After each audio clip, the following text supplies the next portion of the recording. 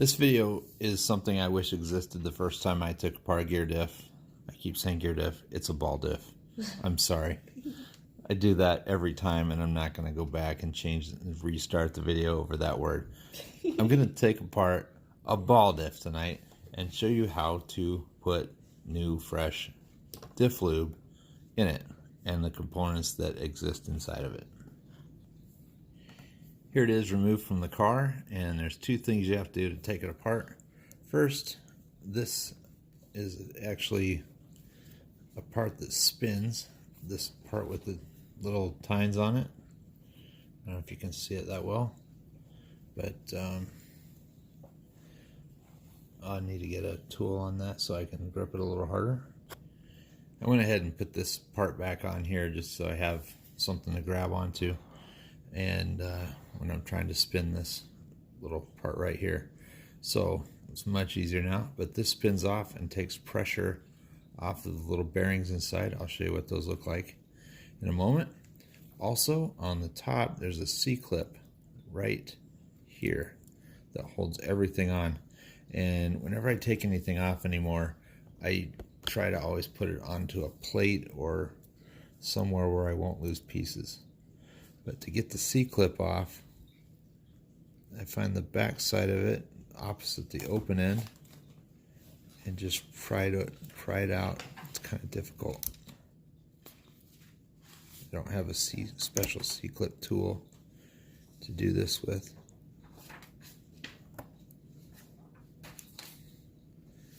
I don't even know if one exists. It's kind of hard, but I'll get it out and show it to you how little this thing is.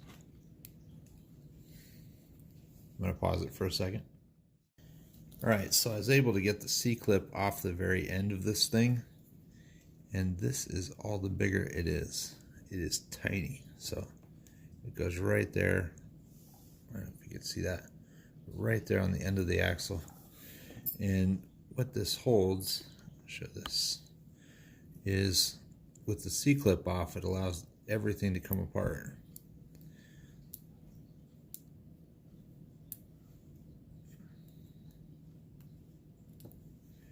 And it has several components, but that's one of the, I think it's called a thrust plate, that goes against the bearings. And you notice on a EXPIOWA one, there's only 6 bearings. On a PN gear, you'll find 12 of them, and they're a lot smaller. I don't have one with me right now, but they're tiny. As you can tell, I probably should have done this a long time ago. And if this gets too grooved, it's still pretty flat, so I'm not going to do anything to it. It's still pretty flat, and it's still functional.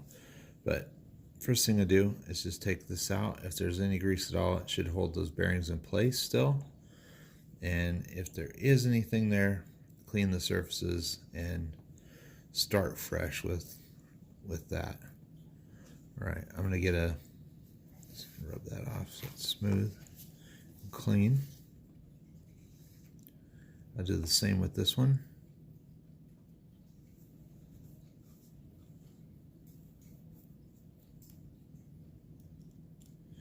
And you'll notice the little side marks in there.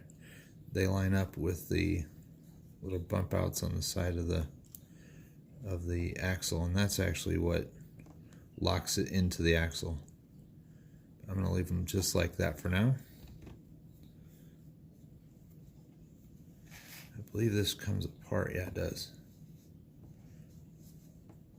I'll clean this up both sides, but I'm going to want to, for now, keep the same side facing the gear, the little bearings that it had.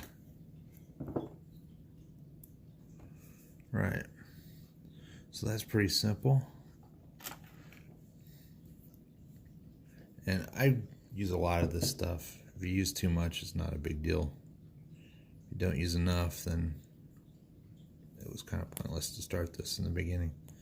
And I just use the Team Associated diff grease. It works great. I just put a lot on. And it is very important not to lose pieces. I'm going to put this little C-clip on a plate been putting all my parts on a plate when I take them off, so they're all in one place and I don't misplace anything. Alright, pretty heavily glued, or not glued, but greased. I'll do the same on this side.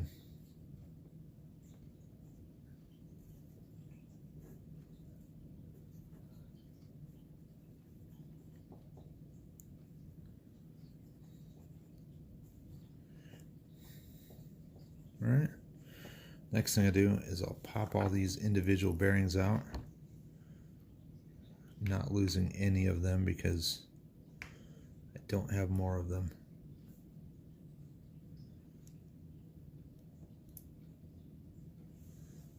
There are 6. And they're tiny. Alright, for now, I'm going to put them on the plate. Oops, I dropped it already. And the PN ones are even, the PN Racing, those bearings are really small. They're probably half this big, but there's twice as many. You'll find 12 in there.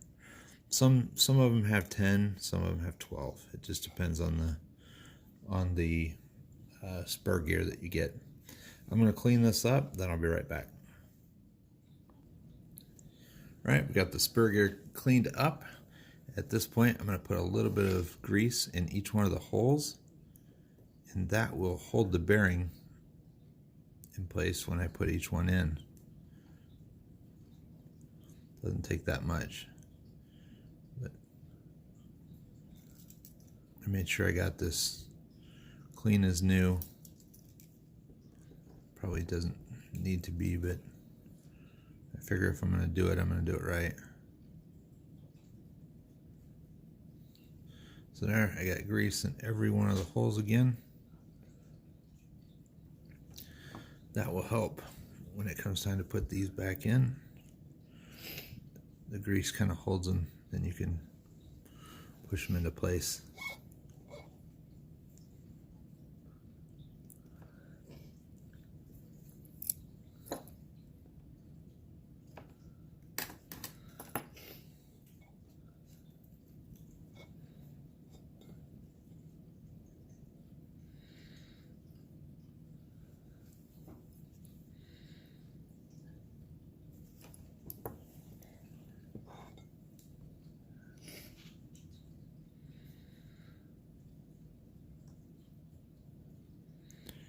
Two more.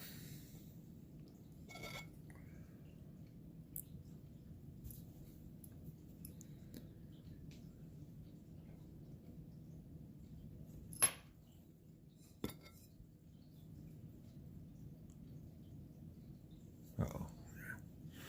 I usually put a napkin underneath for if I drop something, it doesn't roll. It sinks into the napkin. You'll notice there's two sides of this gear. There's a raised edge and a flat edge. The raised edge goes towards the middle of the axle, like that.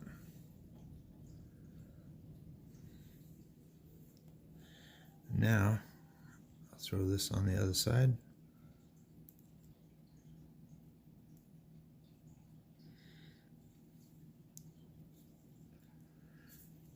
Helps when you put the C-clamp back on to have pressure off of this is the pressure screw, and when you go to put the C-clamp back on, it helps if there's no pressure on that so that it can go right in. I'm going to hook that up real quick.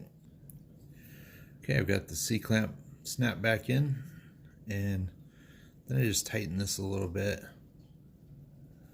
And I like to spin the bearings just a little to make sure that they roll. And I'm spinning the whole assembly.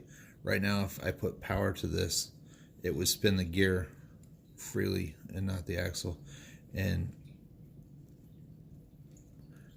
just spin it a few more times. And from this point, I like to set it on the track on the car and tighten it until it doesn't spin anymore when you go full thrust. So that's that. I'll show you a quick way to set the gap here, and I just figured this out myself not too long ago. It's really slick. I've got this in its general place, but I left it loose so it can move on the axle. And I'll show you what I'm going to do next. Alright, at this point I hold the blue, I don't know what you call that, the wheel carrier, and I will screw the wheel down. I hold the blue part against the chassis, and I'll screw the wheel down until I have the gap that I want. And I'll set the wheel first. Okay, now I have just a little bit of play. Take out a little more. Yeah, so the whole thing has a little bit of play. At this point, I've got the nut set where I want. Now I'm going to push the carrier part out towards the rim and hold it against the rim and tighten it.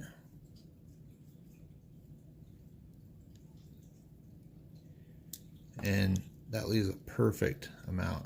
And then you just go back and tighten the wheel nut. And that is a perfect gap. Freshly re-greased ball diff. Works perfectly. Hope you enjoyed it, and we'll see you on the track.